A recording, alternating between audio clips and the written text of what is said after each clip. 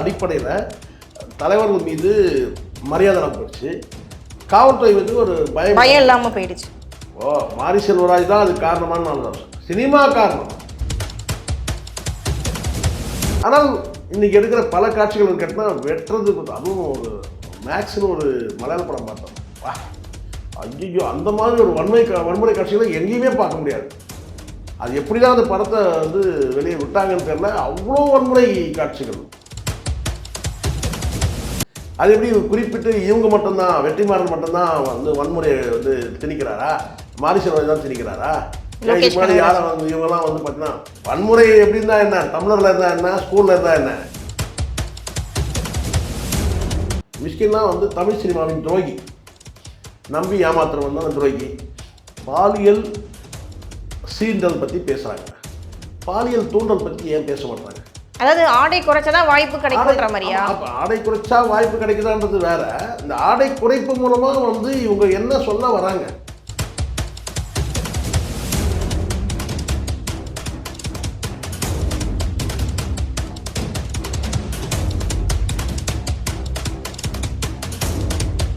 சினிமாவில் வந்து இந்த உடை குறைக்கிறதுன்றது வந்து ஒரு லிமிட் இருக்குல்ல, வரம்பு மீறி நீங்கள் வந்து பார்த்தீங்கன்னா, நீங்கள் இந்த காட்சியில் பார்த்தீங்கன்னா உங்களுக்கு அதிர்ச்சி ஆகிடும். இப்படி கூட வந்து சினிமாவை தாண்டி நீங்கள் பொது இடத்துல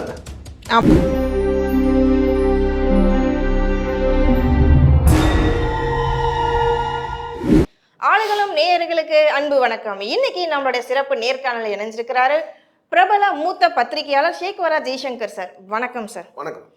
சமீபத்தில் பார்த்தீங்கன்னா நம்ம யங்ஸ்டர்ஸ்குள்ளே, வாலிப பிள்ளைங்களுக்குள்ளே வந்துட்டு ஒரு முரட்டுத்தனமான ஒரு குணம் வந்து சமீபமாக கிரியேட் ஆகிருக்கு. ஸ்கூல் படிக்கிற பிள்ளைங்க பார்த்தீங்கன்னா அதுங்க நோட்ஸ் பேகுக்குள்ளே கத்தி வச்சுன்னு சுற்றுதுங்க. இப்போயே வந்து போதை பழக்கத்துக்கு அடிமையாதுங்க.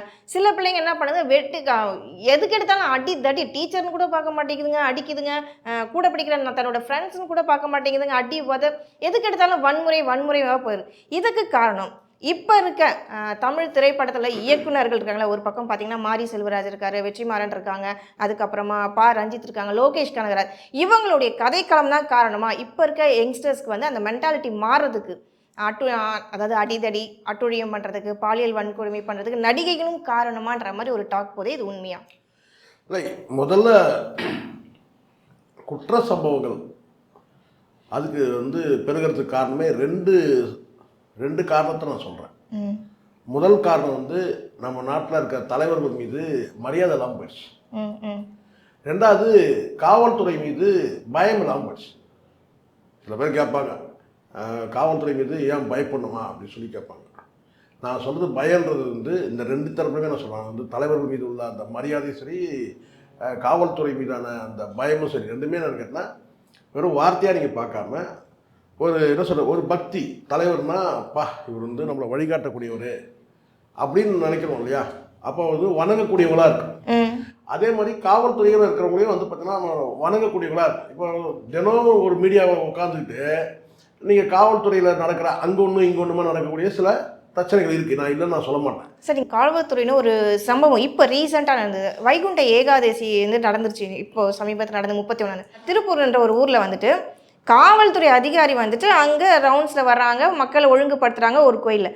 அங்கே இருக்க பொதுமக்களை ஒருத்தர் என்ன பண்ணுறாரு, தைரியமாக போயிட்டு காவல்துறை அதிகாரி வந்து இந்த தைரியம் எங்கேருந்து வருது? இதெல்லாம் சினிமா பாணி இல்லையா? நான் சொல்கிறேன், முதல்ல அடிப்படையில் தலைவர்கள் மீது மரியாதை போயிடுச்சு, காவல்துறை மீது ஒரு பயம் இல்லாமல் போயிடுச்சு. நம்ம காலமாக நம்ம காவல்துறை உங்கள் நண்பன் சொல்கிறது எதுக்காக சொல்கிறாங்கன்னா, நமக்கு பாதுகாப்பாக அவங்க இருக்கிறாங்க, நம்மளுடைய பிரச்சனைகள் எல்லாம் வந்து அவங்க சொல்ல முடியும் சொல்லி அதுதான் நண்பன் சொல்கிறது. அதுதான் ஒரு கட்டத்துக்கு மேலே என்ன ஆச்சுன்னு கேட்டால், இன்றைக்கி வந்து இந்த சமூக அமைப்பை சேர்ந்தது தான் சினிமாவும் கூட. சினிமாவில் வந்து பேசக்கூடிய அந்த ஹீரோயிசம் இருக்குல்ல, சினிமாவில் பேசக்கூடிய அந்த டைலாக் இதெல்லாம் பேசுறதுனா அதை நிஜத்திலையும் வந்து பின்பற்றக்கூடிய ஒரு சூழல் இருக்குது. இதுக்கு வந்து பார்த்தீங்கன்னா வந்து ஒரு வாய்ப்பாக வந்து சில காவல்துறையில் இருக்கிற சில அதிகாரிகள் நடந்துக்கிற விதம் ஒன்று இருக்குல்ல. அப்போது எங்கேயோ ஒருத்தர் தப்பு பண்ணுறது கேட்டால் ஒட்டுமொத்த காவல்துறையே இப்படி தான். இப்போ காவல்துறையை சார்ந்தவங்க வந்து எல்லாரும் இப்போ 100 பேர் இருக்கிறாங்கன்னா அதில் ஒரு 5 பேர் எங்கேயோ ஒரு தப்பு நடக்க தான் செய்யுது, நம்ம அதை வந்து முட்டு கொடுக்கல. ஆனால் அந்த 5 பேரை வச்சு கேட்டால் 95 பேரும் இப்படி தான் அப்படின்ற ஒரு பார்வை வந்து எதனால் வருதுன்னு கேட்டிங்கன்னா சினிமாவில் வருது. ஓ மாரி செல்வராஜ் தான் அது காரணமான நான் சினிமா காரணம். இப்போ மாரி செல்வராஜ் எடுத்த வந்து வாழை படத்தையும் பாருங்கள், மாரி செல்வராஜ் எடுத்த கர்ணன் படத்தையும் பாருங்கள், மாரி செல்வராஜ் எடுத்த பைசன் படத்தையும் பாருங்கள்.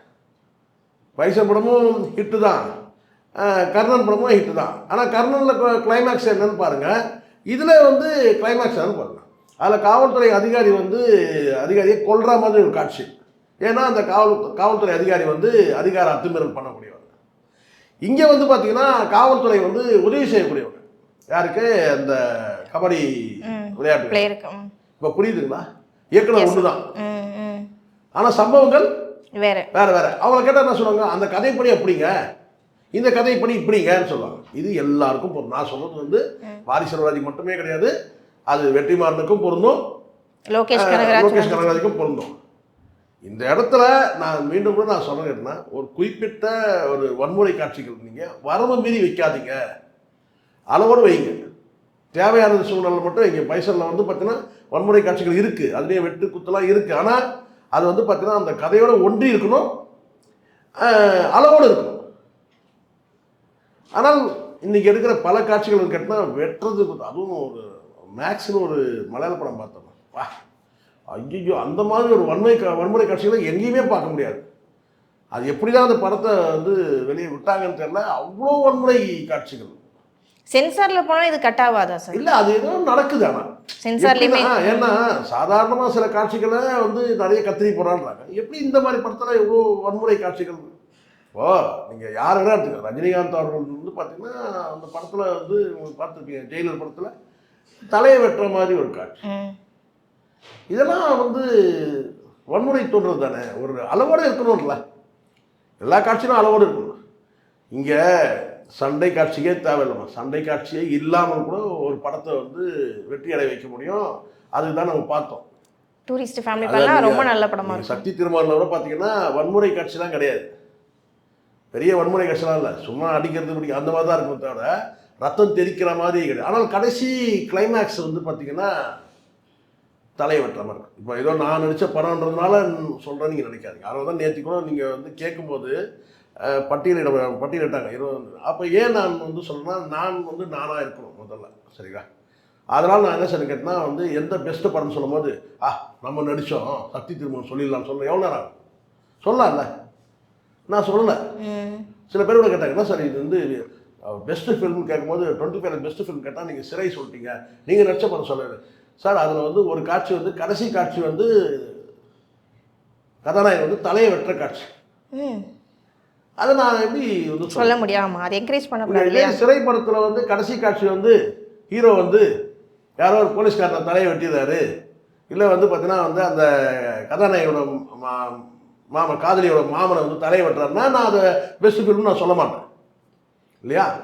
அதனால் எனக்கு வந்து என்னென்னா, நான் நடித்த படம்ன்றதுனாலே நான் அதை சொல்ல முடியாது சார். எனக்கு வந்து எல்லாத்தையும் நான் அதுதான் நான் அந்த அது விமர்சனன்ற அந்த தகுதி எனக்கு அப்போ தான் எனக்கு கிடைக்கும்.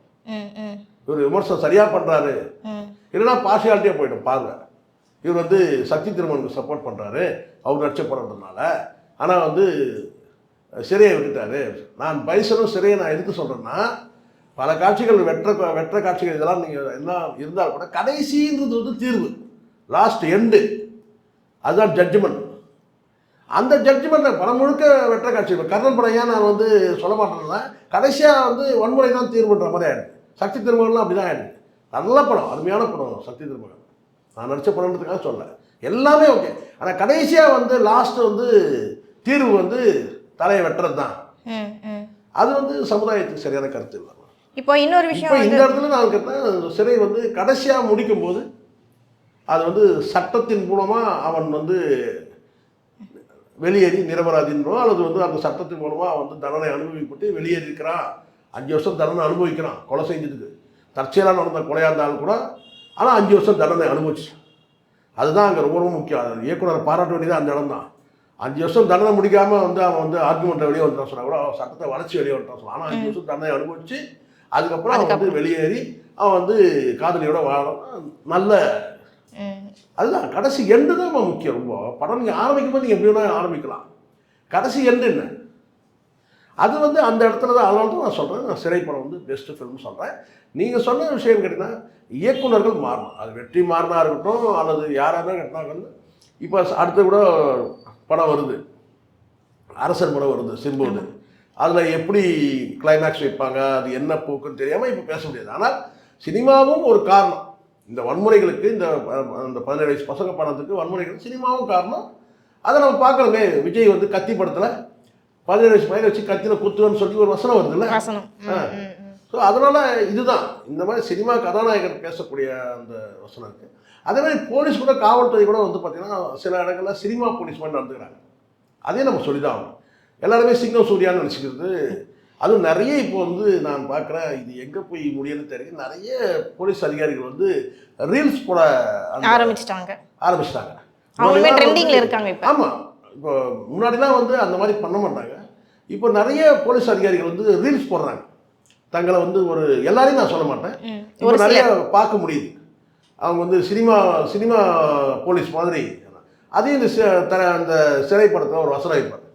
ஒரு அதிகாரி கேட்பார், நீ நான் சினிமா போலீஸாடா அப்படின்னு சொல்லி கேட்பார். அதுவும் இருக்குது. அது வந்து அவ்வளோ இது இல்லை. இது வந்து என்னென்னா, நீங்கள் நல்ல விஷயங்கள் அங்கே நீங்கள் ஒரு ஃபங்க்ஷனில் கலந்துட்டு இருக்கீங்க, 4 நல்ல விஷயம் பேசுகிறீங்க, ஒரு அதிகாரி வந்து போய் அட்வைஸ் பண்ணுறாரு, ஒரு வீட்டில் போயிட்டு பிள்ளைய படிக்க வைக்கணும்னு சொல்லி பேசுகிறாரு, அந்த மாதிரி பண்ணுங்கண்ணா. அது தப்புன்னு நான் சொல்ல மாட்டேமா. நிஜமாக சொல்ல, ஏன் ஊடகம் போது ஏன் இந்த நவீன காலத்தில் இந்த ஊடகத்தை பயன்படுத்திக்கூடாது காவல் அதிகாரிகள்? நான் கேட்குறேன், பண்ணலாமே.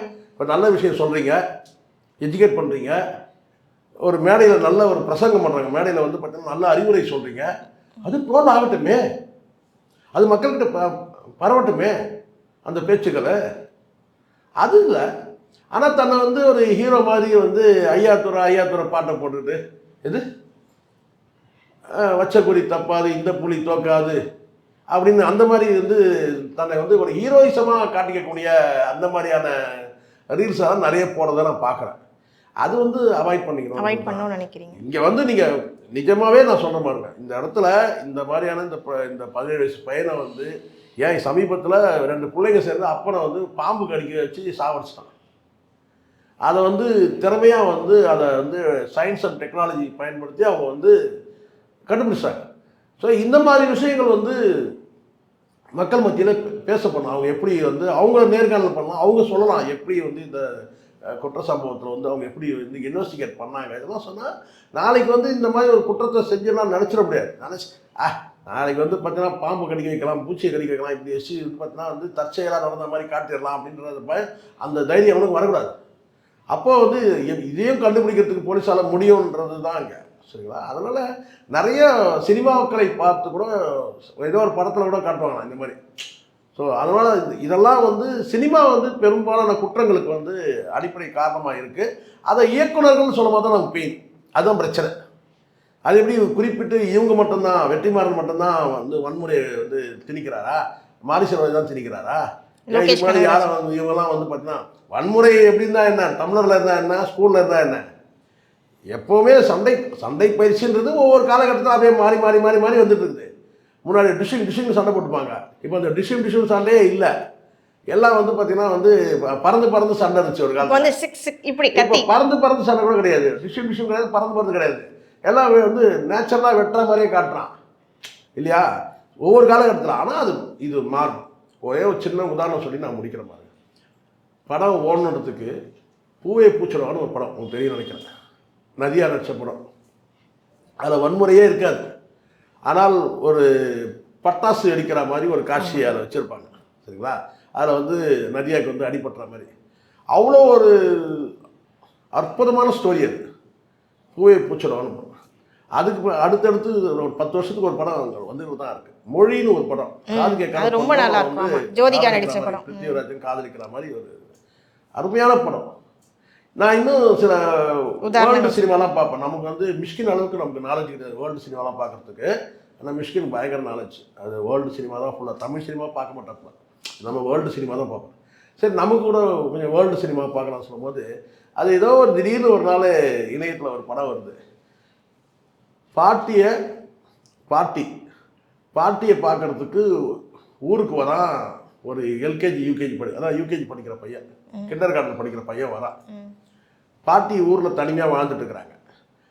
பாட்டியை பார்க்கறதுக்கு பேரனை கொண்டு வந்து விட்டுட்டு போயிடுவாங்க. லீவில் வந்து அவன் ஒரு மாதம் பாட்டியோடு இருக்கிறான். அந்த பாட்டியோடு அவன் பண்ணக்கூடிய அந்த சேட்டைகள், பாட்டி வந்து அவனை கண்டிக்கிறது, பாட்டிக்கும் அவனுக்கும் உள்ள அந்த அந்த உறவு முறை இருக்குல்ல. ஒரு கிண்டர் கார்டன் படிக்கிற பாட்டி, அதாவது கட் பண்ணுவாங்க, ஒரு கிண்டர் கார்டன் படிக்கக்கூடிய பேரனுக்கும் பாட்டிக்கும் உள்ள அந்த உறவுகள், அந்த பேச்சு, அந்த கோபதாபங்கள், சேட்டைகள், இதெல்லாம் முடிஞ்சிட்டு அந்த பையன் வந்து ரிட்டர்ன் வந்து ஊருக்கு கிளம்பி போகிறான். ஸ்கூல் தொடங்குது.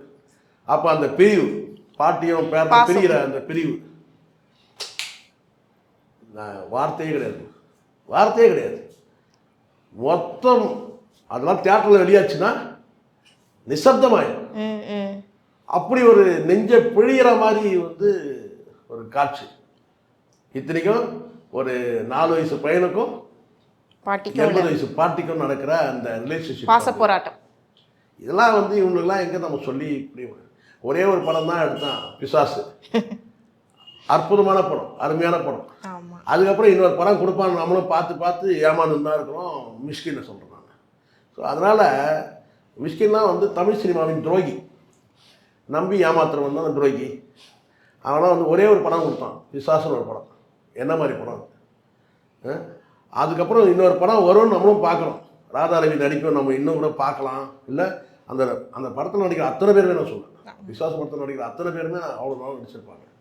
மறுபடியும் அந்த மாதிரி படம் வந்து வரதுக்கான வாய்ப்பு. ஏன்னா இவங்க பிரம்மாண்ட இயக்குனர் ஆகிட்டான்ல, அந்த வந்து ஜம்ப் ஆகி பிரம்மாண்ட இயக்குனர் ஆகிட்டான் மிஷ்கின். அதுக்கப்புறம் எப்படி கொடுக்க முடியும் இல்லையா? ஸோ அதனால் சொல்கிறேன், நல்ல படங்கள் வந்து பார்த்திங்கன்னா வரணும்.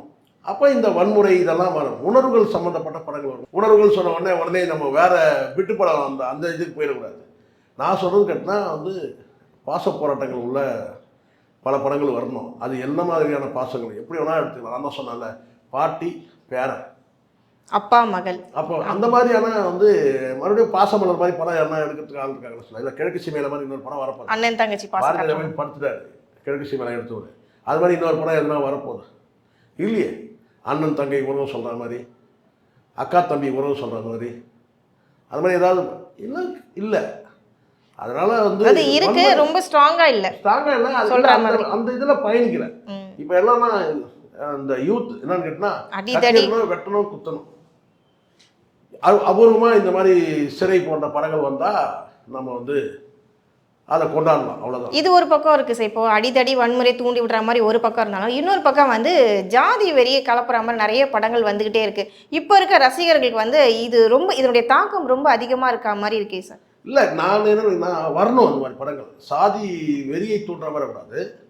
அந்த சாதி மூலமாக வச்சு என்ன நம்ம சுற்றி என்ன நடக்குது, நம்மளை சுற்றி என்ன சாதியை மையப்படுத்தி எப்படி வந்து நம்மளை ஏமாத்துறான், சாதி தலைவர்கள்லாம் எப்படி நம்மளை ஏமாத்துறான் அப்படின்றத வச்சு படங்கள் வரணும். சாதி படங்கள் வரவே கூடாதுலாம் கிடையாது. இந்த சாதியை மையப்படுத்தி நம்மளை எப்படி அரசியல்படுத்துகிறானுங்க, சாதி மையப்படுத்தி எப்படி நம்ம வந்து நம்மளுடைய வந்து எப்படி சுரண்டுறானுங்க நம்மளை. ஸோ அதெல்லாம் வந்து அப்படி வரணுன்ற நான் படம். தலைவர்கள், சாதி தலைவர்கள்லாம் எப்படி வந்து உருவாகிறான், எப்படி வந்து ஒரு கோஷ்டி பூசலை உருவாக்கி நம்மக்கிட்ட ஒரு மோதல் வரும். கடைசியாக அது தீர்வு சொல்லும் போது பார்த்திங்கன்னா, சாதியின் பேரால் நாம் ஏமாற்றப்படுகிறோம், சாதியின் பேரால் இங்கே சமூகம் துண்டாடப்படுது, சாதியின் ரீதியாக வந்து பார்த்திங்கன்னா நம்ம வந்து மக்கள் பிரித்தாளர்றாங்க அப்படின்ற அந்த மாதிரியான வரணும். சாதி படங்களும் வரணும். ஆனால் அது தீர்வு தான் அங்கே பிரச்சனையே. தீர்வு சொல்லும் போது வந்து பார்த்திங்கன்னா அதை என்கரேஜ் பண்ணுற மாதிரி இருக்கக்கூடாது. உடனே தேவர் மகனில் வர மாதிரி பார்த்தீங்கன்னா பெரிய தேவர் செத்துருவார், சின்ன தேவர் துண்டை போட்டுக்கிட்டு மீசி அப்படி முறுக்கி விட்டுக்கிட்டு மறுபடியும் அந்த வரக்கூடாதுல்ல. புரியுங்களா நான் சொல்கிறேன்? அது இதுதான் நான் சொல்கிறேன். மீண்டும் அது அப்படி வரக்கூடாது. அந்த மாதிரியான படங்கள், சாதியை ஒழிக்கிறதுக்கான படங்கள் வரணும். சாதியே பேசக்கூடாது, சாதி பற்றியே இது பண்ணக்கூடாது, அதெல்லாம் சமூகத்தில் இருக்கிறது தானே. அந்த மாதிரி படங்கள் வரணும். ஆனால் தீர்வு என்னன்னு சொல்லி பார்க்கணும். இப்போ இந்த படம் எடுத்துங்க, நல்லா தெரியுது. சிறை படத்திலே நம்ம மீண்டும் சொன்னாலும் கூட பார்த்தீங்கன்னா வந்து ஒரு இஸ்லாமிய வகுப்பை சார்ந்த ஒரு பையனும் இந்து சார்ந்த ஒரு குடும்பத்தை இப்படி தான் நம்ம அந்த, ஆனால் அது பெருசாக பேசப்படலை. அது ஆனால் இந்த திருமணத்துக்கு வந்து பார்த்தீங்கன்னா குடும்பத்தில் எதிர்ப்பு தெரிவிப்பா, அதை மீறி ஜெயிச்சு எப்படி வந்து அவங்க வாழ்ந்துட்டு இருக்கிறாங்கன்றத கடைசியில் வந்து அவர் சொல்லுவார். இதுல ஒரு விஷயம் மட்டும் நல்லா தெரியும் சார், சிறை படம் உங்களை ரொம்ப பாதிச்சிருக்குன்னு தெரியுது. அடிக்கடி நீங்க சிறை படத்தை பற்றியே ரொம்ப பெருமையா பேசுறீங்க. அந்த கதைகளும் உங்களை ரொம்ப பிடிச்சிருக்குன்னு நினைக்கிறேன். இப்போ சில படங்கள் வந்து நம்ம பேசாம கடந்து போயிடுவேன்.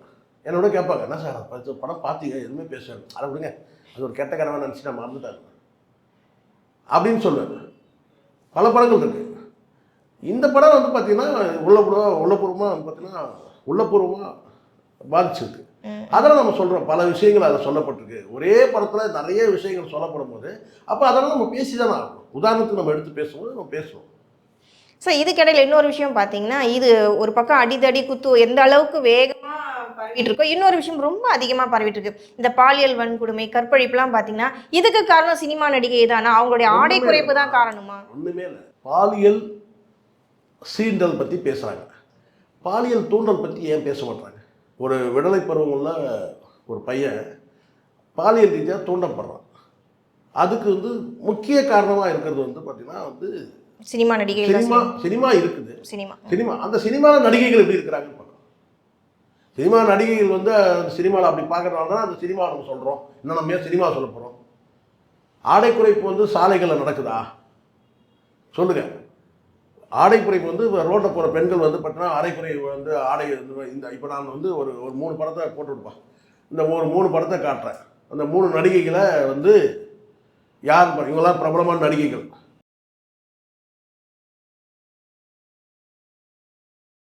ஒருத்தர் ஸ்ரீலீலா, இன்னொரு நடிகை வந்து தமன்னா, இன்னொரு நடிகை வந்து ஏதோ முகர்ஜி, ஏதோ ஹிந்தி வட இந்தியா, ஒரு மொழியிலிருந்து ஒருத்தர் பிடிச்சி போட்டான். ஒருத்தர் வட இந்தியா, ஏதோ ரிஷி முகர்ஜி ஏதோ ஒரு நேமு. இன்னொரு நடிகை வந்து ஸ்ரீலீலா, இன்னொரு நடிகை வந்து தமன்னா. 3 பேருமே வெவ்வேறு ஏஜ் குரூப். தமன்னாவுக்கு ஏறக்குறைய 40 நினைக்கிறேன். 40 சொன்னால் பிரச்சனையாயிடும். 36 37 ரவுண்ட் பண்ணும்போது ரவுண்ட் பண்ணிக்கலாம், ஒரு 40 வச்சுங்க. ஸ்ரீலீலாவுக்கு 25 வயசு, இன்னொரு நடிகைக்கு ஒரு 20 வருஷம் 25 சொல்கிறேன். இவங்க எல்லாம் வந்து ஆடைன்றதை பாருங்க. அதாவது ஆடை குறைச்சதான் வாய்ப்பு கிடைக்குன்ற மாதிரியா? ஆடை குறைச்சா வாய்ப்பு கிடைக்குதான்றது வேற. இந்த ஆடை குறைப்பு மூலமா வந்து இவங்க என்ன சொல்ல வராங்க? அநியாயத்துக்கு ஆடை குறைக்கிறது ஒன்று இருக்குது. ஆடை குறைக்கிறது வந்து ஆடை சுதந்திர பேரில் ஆடை சுதந்திரம் வேணும். நிறைய பேர் தப்பாக புரிஞ்சுக்கிறாங்க. ஆடை சுதந்திரம் பெண்களுக்கு வேணும். அது ஆடை சுதந்திரம்னு கேட்டால் 18 கஜம் புடவை தான் கட்டிட்டு போகணும்னு கிடையாது. அவங்க மாடர்ன் ட்ரெஸ்ன்ற பேர்லாம் வந்து அது சுடிதாராக இருக்கலாம், இல்லை வெவ்வேறு உடைகள். ஆனால் உடலை காட்டும்படியாக இல்லாமல் உடலை மறைக்கும்படியான உடை இருக்கணும். இதுதான் எத்திக்ஸ், இதுதான் நார்மல். யார் ஆணாக இருந்தால் கூட சரி, ஆணும் ட்ரௌசர் போட்டு சுத்த முடியாது. எல்லாருக்குமே அந்த உடை கண்ணியம், ஆணுக்கும் வந்து உடை கண்ணியம் வேணும் தான். ஆனால் உடலை காட்டும்படியாக வந்து உடை அணியும் போது அது சினிமாவில் நீங்கள் அது மாதிரி நீங்கள் பயணிக்கிறீங்க. ஏன் அதை தாண்டி பொது வாழ்க்கையில் இவங்கெல்லாம் வந்து பொது இடத்துலையே நீங்கள் அந்த காட்சியை நீங்கள் பாருங்கள்.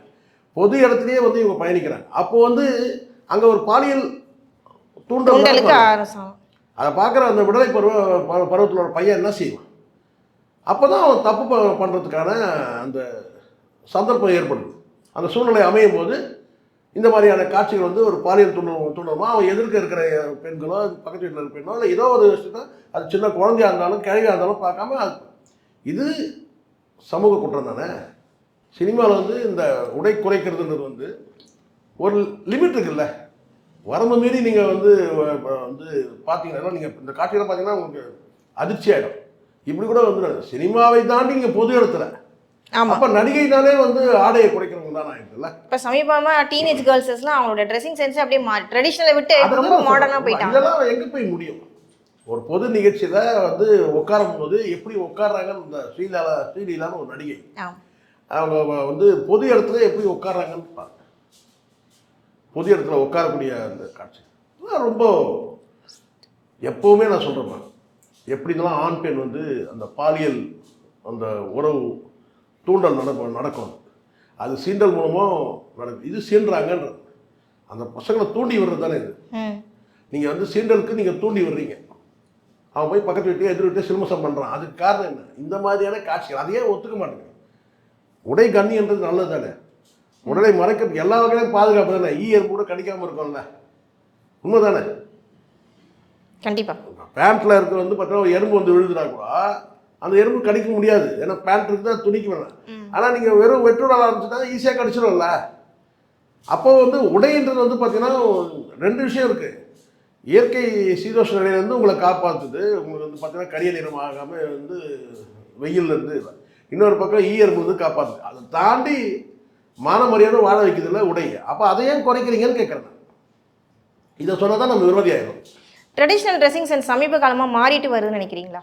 இல்லை, எனக்கு வந்து இது நான் சொல்கிறேன். அப்போ அன்னைக்கு வந்து அந்த காலத்தில் வந்து 15 புடவை கட்டினாங்க. அந்த மாதிரி புடவை வந்து இது மாதிரி பெட்ஷீட் மாதிரி சுற்றிட்டு வர சொல்கிறீங்களான்னு சொல்ல சில பேர் கேட்பாங்க.